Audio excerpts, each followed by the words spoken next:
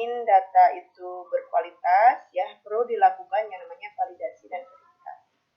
Ya. Jadi validasi dapodik atau validasi data, ya. Data dapodik dikatakan valid dan terverifikasi, ya, jika memiliki 3 karakter. Ya. Yang pertama yaitu akurat, ya. Kedua mutakhir, yang ketiga berkelanjutan. Nah, ini mungkin tadi saya dengar penjelasan Pak Rudi berulang-ulang ini disebutkan, ya, akurat, mutakhir, berkelanjutan. Akurat, mutakhir, berkelanjutan. Karena ini sudah menjadi tugas kita Pak Udo, ya, di LPP, di sudah ada muncul bahwa kita akan mendampingi sekolah, ya, atau mengontrol sekolah melakukan validasi dapodik, ya. Ya, akurat. Kenapa? Apa yang maksud dengan akurat? Ya. Jadi data yang diisi oleh sekolah itu harus akurat. Artinya data yang diisi oleh sekolah merupakan data yang benar, wajar, sesuai dengan kondisi real dan dapat dipertanggungjawabkan. Ya.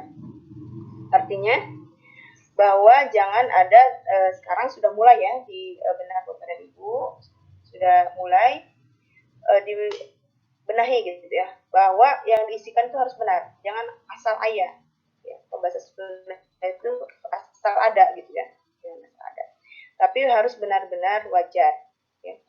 Kalau misalkan Bu, kemarin ada pertanyaan seperti ini, Bu, tadi disebutkan bahwa nama ibu kandungnya disebut ibu saja atau tidak ada nama bapak ayah kandung, karena memang di akte lahirnya memang tidak dicantumkan nama. Nah, untuk kasus seperti ini artinya bahwa poin dapat dipertanggungjawabkan itu sudah dipenuhi oleh bapak dan ibu, ya.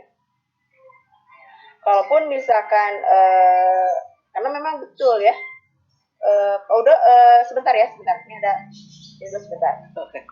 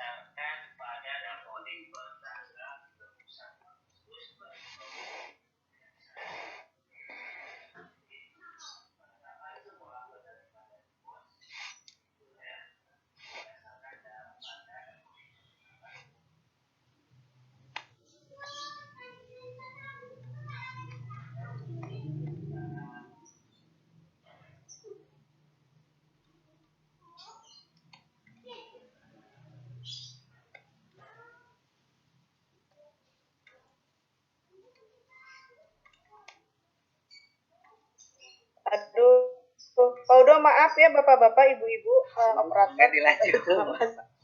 Ini maaf banget, ya, ini anak-anak kan di rumah ditinggal sendiri, jadi kalau ada telepon dari rumah itu saya suka was-was gitu, ya, kalau ada apa-apa gitu, ya. Jadi punten, ya, punten sekali.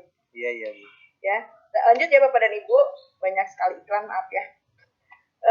Tadi, ya, akurat. Contoh kalau misalkan Bu, gimana di aktenya memang tidak ada nama ayahnya. Ada kasus seperti itu, ya, walau alam, ya.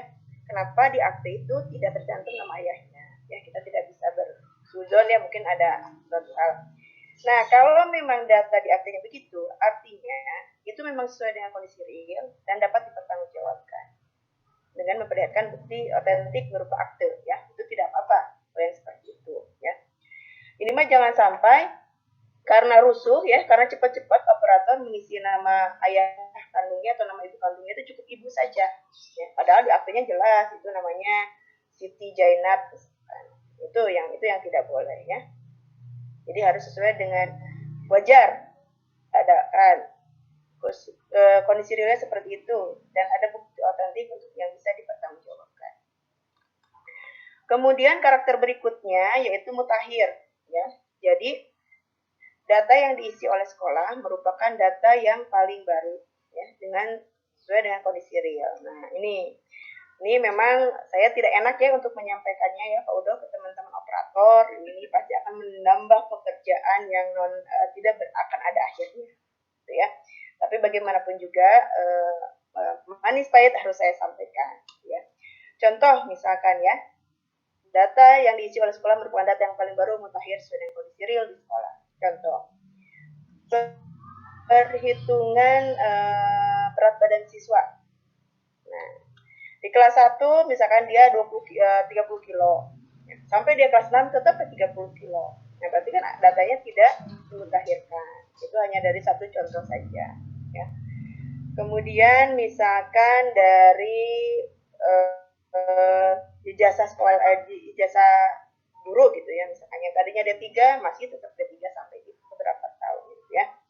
Jadi data yang, jadi jangan hanya memenuhi invalid saja Bapak Ibu. Ya. Asal tidak ada invalid, bebaslah, terbebas, yang bisa sinkron. Nah sekarang sudah mulai kita benahi ya. Jadi tidak hanya untuk memenuhi valid saja ya, validasi ketika melakukan sinkron, tapi sudah mulai dibenahi, datanya juga harus yang tadi ya, akurat, mutakhir, dan berkelanjutan. Ya, jadi harus data yang benar-benar berkualitas yang disajikan oleh kita ya, Jawa Barat gitu. Ya, jadi data di Jawa Barat, data kodiknya itu sangat berkualitas ya, akurat ya. Kemudian yang selanjutnya yaitu karakter berkelanjutan. Ya.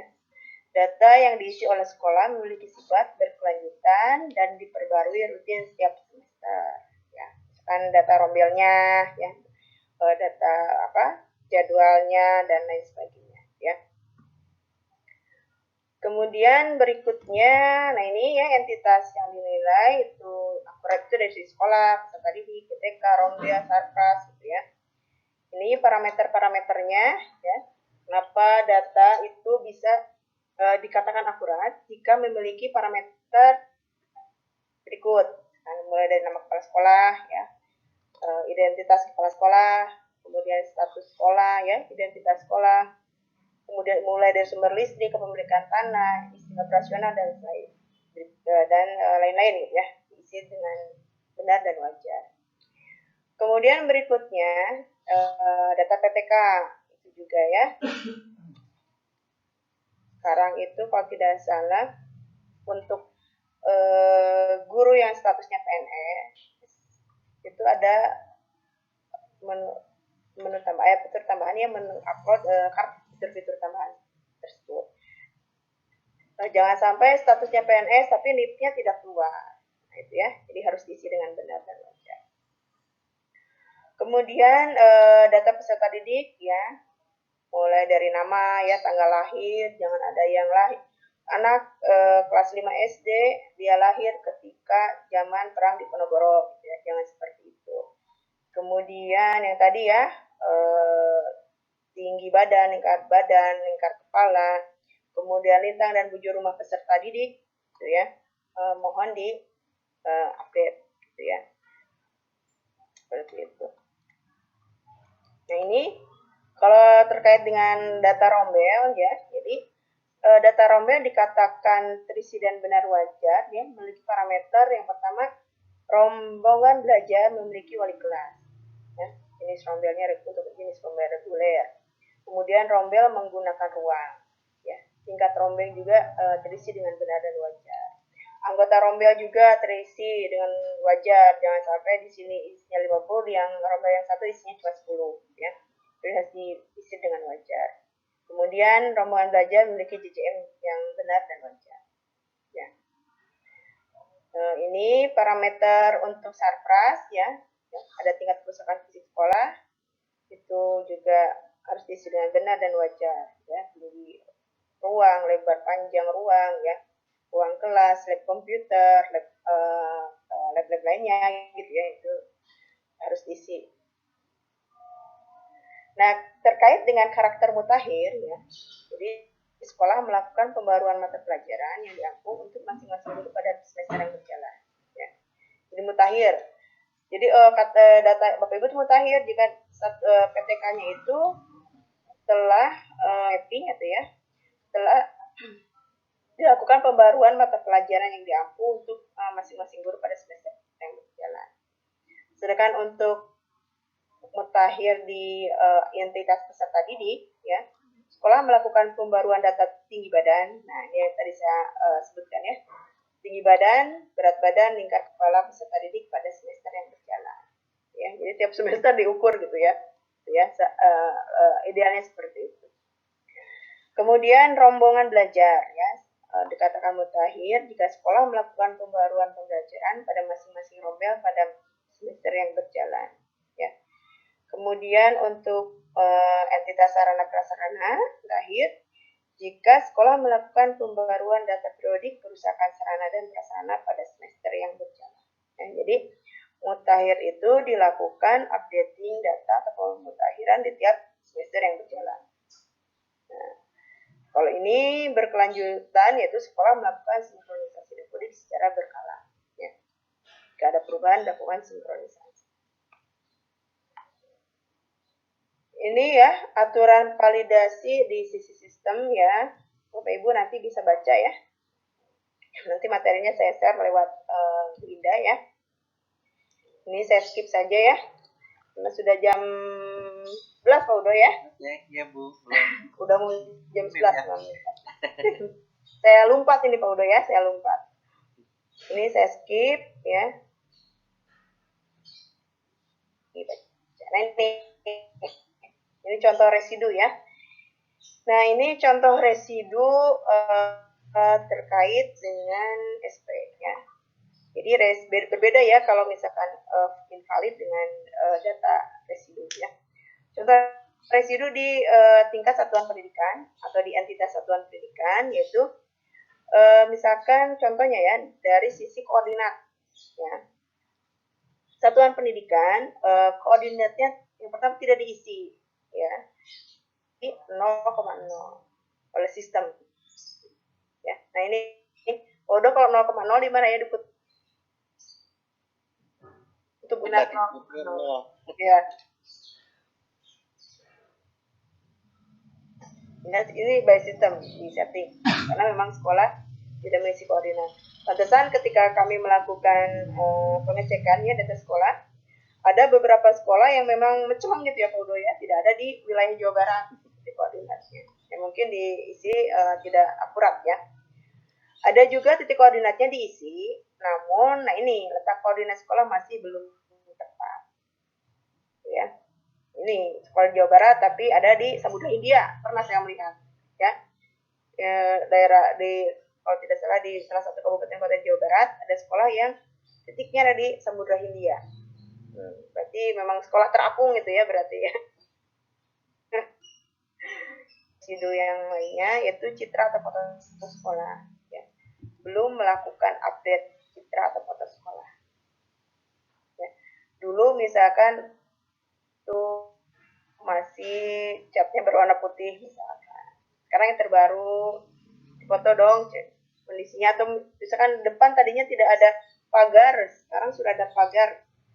Itu dilakukan update. Itu akan mempermudah ketika ada pengguna yang ingin mengunjungi sekolah Bapak dan Ibu ya. Jadi ada foto citra, foto sekolah yang terbaru. Kemudian kode desa ya. Belum melakukan, ada beberapa sekolah yang belum melakukan update atau mengisi kode desa. Kemudian SK operasional atau surat keterangan masih aktif ya. Jadi ada beberapa sekolah yang belum melakukan update SK operasional sekolah. Jadi masih menggunakan SK yang lama. Itu contoh residu di entitas satuan pendidikan. Nah, kalau di entitas peserta didik ya, contohnya itu dari NIK ya. Jadi konfirmasi kebenaran NIK yang dientrikan atau mengisi kolom NIK yang masih kosong. Ya, jadi NIK-nya masih banyak yang kosong ya, NIK siswa. Kemudian NISN ya, NISN itu masih ada yang kosong ya. Karena memang NISN itu tidak Bapak Ibu menginput ya, yaitu memang di generate secara otomatis by system ya. Tapi memang ada beberapa yang NISN-nya itu tidak muncul atau tidak terbit, itu ada beberapa hal ya, diantaranya nah mahasiswa ya mengandung spesial karakter atau angka atau kurang dari 3 huruf ya. namanya Badu misalnya B4DU gitu. Seperti itu. Jadi ada spesial karakter atau angka. Atau Budi BUD seru. Kemudian begitu juga untuk entrian nama ibu kandung ya. Entrian tanggal tempat lahir dan tanggal lahir yang tidak logis itu kemungkinan yang menyebabkan penerbitan NSN itu tidak ada ya, NSN tidak diterbitkan. Kemudian masih terkait dengan NSN sebagai residu dari entitas peserta didik, yaitu ditemukan NSN ganda, ya, baik itu antar siswa Kemdikbud maupun dengan siswa di Kemenag, ya, karena NSN digunakan oleh lebih dari satu siswa. Nah, terima kasih Pak Udo. Alhamdulillah, ini slide yang paling saya tunggu. Dan mungkin Bapak Ibu juga.